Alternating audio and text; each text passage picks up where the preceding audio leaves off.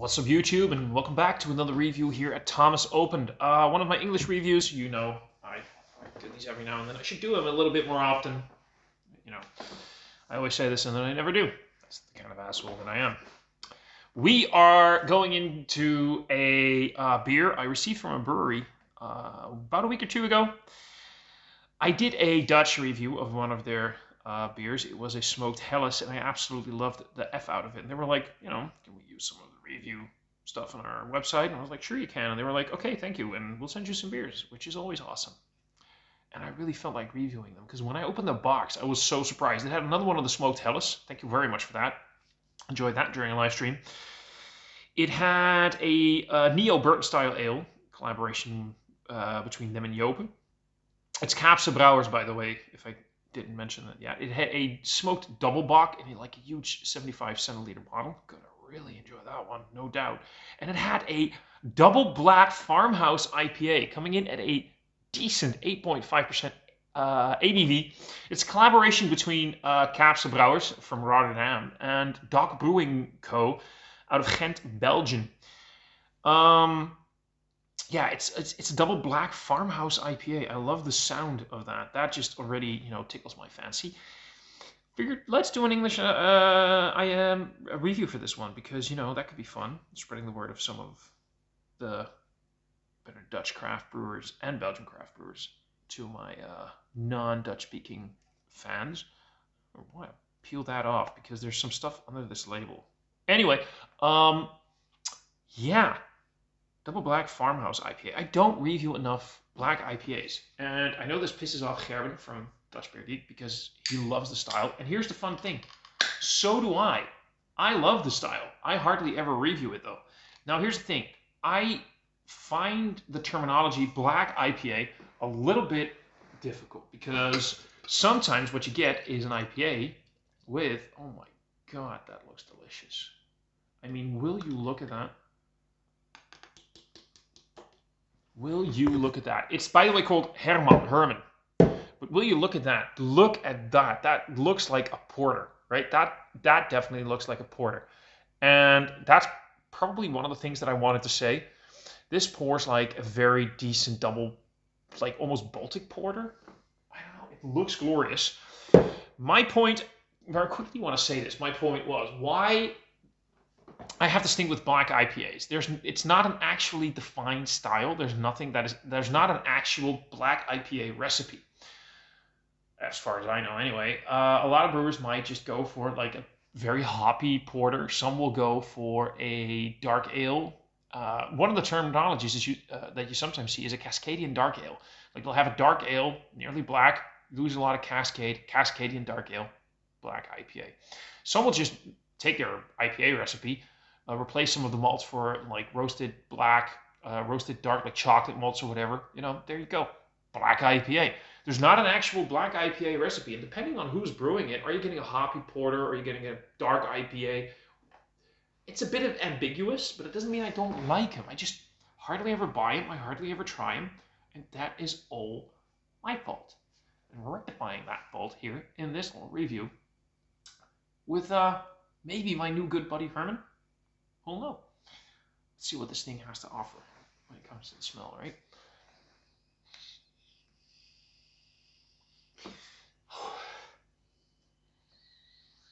So it might be a little bit too cold. I put it in the refrigerator about an hour or two ago. No, about an hour and a half ago. I think this could have actually been better if I just took it out of my beer drawer and drank it at the temperature it was. So there is this sort of soft, funky note in the back. You get a little bit of like a roasty, toasty component, like that dark malt, roasty, toasty bitterness. There is some of that farmhouse note that sort of I'm leaning towards. Could I be sour? Could I be funky? What am I? I don't really know, but it's definitely there. You're getting a big hoppy note. I'm getting some citrus, a little bit of grapefruit. A little bit of fresh green, you know. Is that sort of like a soft, smoky, leathery, bacony component in the background, maybe? Not bacony, but definitely sort of like a leather tobacco thing. There's definitely this leather tobacco vibe like this. It is definitely way too cold. I figured I should just, because you see IPA, I should have known better. I should have known better because often I drink my double IPAs definitely not straight out of the refrigerator. I'll take them out like 15 or 20 minutes before. But for some weird fucking reason, I saw IPA, I saw a small can. Often we get the smaller, like the normal IPAs in smaller cans, like the 11 point something ounce. This is 11 point something ounce, 33 centiliters. We'll get those here in the Netherlands, and they'll be like the more subtle IPAs, and I like to drink them a little bit colder. I got that. That's on me. Yeah, there's definitely this soft, funky farmhouse vibe going on. There is a bit of a coffee note in the back. It's not like a coffee thing. It's not like all the way to like you're drinking a coffee porter or coffee stout or coffee IPA, but it's got like this sort of coffee vibe in the background. Think about your coffee the what's in the filter when you make coffee, what's left in the filter, things like that, sort of like that. For maybe that. A nice little hoppy note. It's actually kind of, in a good way, kind of gentle for its 8.5% ABV. There's a fruity vibe. God, I'm loving the farmhouse part of this. This is so fucking nice. This is just so fucking nice. That's it. It's nice. It's just nice. I like it. Every now and then I get, because I'm not from Rotterdam. I'm from the north of the Netherlands, and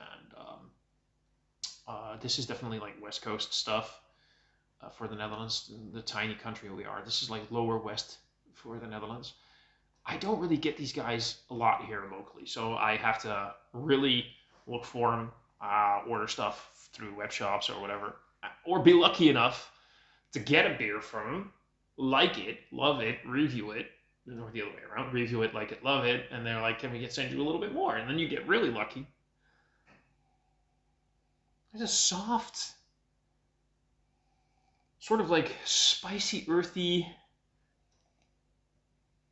definitely from the hops, some sort of like a spicy, earthy note there.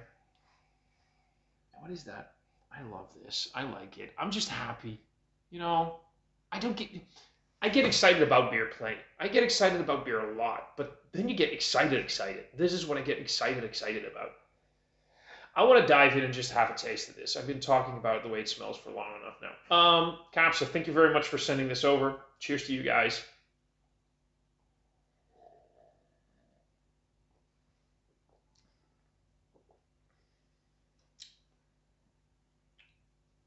Oh yeah.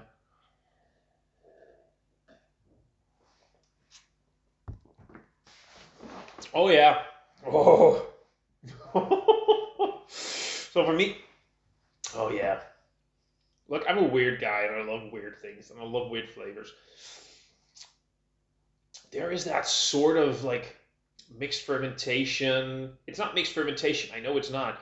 But because of that farmhouse thing going on, the yeast that they decided to use, it has this sort of mixed fermentation, farmhouse funky, not like Geza, Lambic style funk, not like that, but it's got this funky dryness, definitely a funky dryness going on, which I really love. Get this roasty toasty component. For me, I know it says black IPA, but for me, this is really drinking like an old school porter, like back in ye olden days, when porters were like the thing that you drank for like the working class. And this entire story about where porter came from. Every beer would be in wood.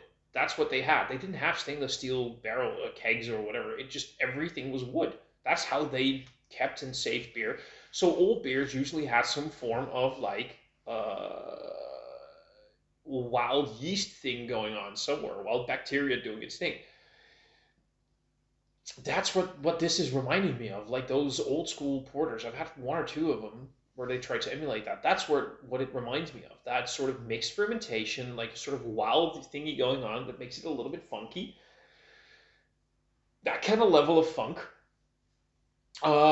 With this lovely dryness, a bit of a sweet note. There is a sweet note, but it's like a soft sweetness, nothing too bothersome, nothing too weird. And then you get this roasty toasty component that again is not heavy like some porters or stouts tend to do, like very heavy on that roast. It just has that like soft, like when you get different kind of coffee beans, different kind of roasts on coffee beans, and it's like when you get a gentler roast on it, and it's still pretty dark. I mean, look at that color. That implies a lot of dark roast, but it comes off as like a milder roast. Like we saw some flames, we saw some fire, we saw maybe a hint of smoke. Maybe we snuck in maybe a hint of like a soft smoky thingy going on. And then you get the leathery thing somewhere in the background, sort of like that leathery tobacco thing, but very smooth and very subtle. And all in all, for its 8.5%, that's the only downside I have for this beer. I wish everything I'm getting here was in like 5 or 5.5% ABV, because there's this beer. I'm only taking like my third sip, I think. I could have downed this easily. That's how smooth and crushable, quaffable, drinkable this is. And I have to really remind myself that this is 8.5% ABV. I wish this had the ABV to be crushed. I wish this came in like 440s. Give me 3 of this. Do everything. I know it's impossible. I know I sound like a demanding asshole right now, Kaapse, and that's not what I'm trying to do. Because this is perfection in a glass. It really is. This is divine. But if this was 5% ABV and if this came in 440s, I would crush 3 or 4 of these in an evening and be fucking happy. That's the only thing I want. But other than that, it has to be exactly. That's how demanding I am. It has to be. I'm joking, of course, but it has to be exactly like it is right now. But then just 5%, 5% ABV and 440s. No, please, pretty please. I love this thing. I love this beer. This is fucking genius. What is the Best Buy date on this anyway? This has Best Buy. Okay, so 21/10/21. I think this only has like a couple of months on it. Maybe like 3, 4, give or take. I love this. I love this beer. This is for me what I like to drink. This is what for me beer is. This is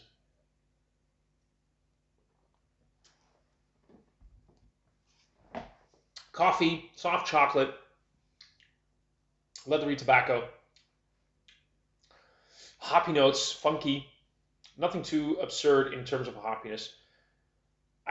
All I know is nothing too absurd as in, that's what I meant. It goes more towards maybe like a porter than it does towards an IPA for me, but that's just like a very super hopped porter, but in a good way. So you get like some citrusy, grapefruity things. You get like sort of like a fruity note. You get those earthy, spicy, danky. There's definitely a level of dank here that probably is working very well with those. See, there you go. There is definitely like what, Simcoe maybe in here, or Mosaic, giving some very danky things going in the background. I know Simcoe does it more than Mosaic, but Mosaic sometimes comes across as danky for me. I don't know, maybe that's just me. Anyway, working with that funky farmhouse yeast thingy, fuck yeah. So nice and dry. Oh, I love this beer. I do. It's just exactly what I wanted right now, and I didn't even know it. Thank you guys for sending this. Thank you, really. This is awesome. I need to find ways of. I need to buy more of your beers. That's what I need to do. If you're not buying beer from Kaapse, go buy beer from Kaapse. Make sure you understand. These guys understand old school stuff, but they put it in cans. Also, I need to shout out why we can. For sustainability and quality. Lighter, more compact, and recyclable than glass, cans are friendlier to the environment. Cans also protect beer from 2 of its biggest enemies, light and oxygen. We can because we can do better. I like that. That's probably the hipster in me. Okay, that's it for this review. Done and done. If you liked it, hit like. If you really liked it, hit that subscribe button. If you're interested in this beer, go find them wherever you can. Do it. Go look for Kaapse Herman. And that's all I gotta say. In the description box below, I'm gonna drop a link to Kaapse and DOK Brewing if I don't forget. And otherwise, you can just Google them. Links always automatically to all of my social media. Link to the Dutch Beer Collective. Link to mysterybeer.nl. Go check out my brothers from the Dutch Beer Collective, Remy, Douglas, and Herman. Who will really appreciate the Black IPA review. Check out all of their reviews. Drop some comments, and I'll see all of you guys in another review soon. Until then, cheers.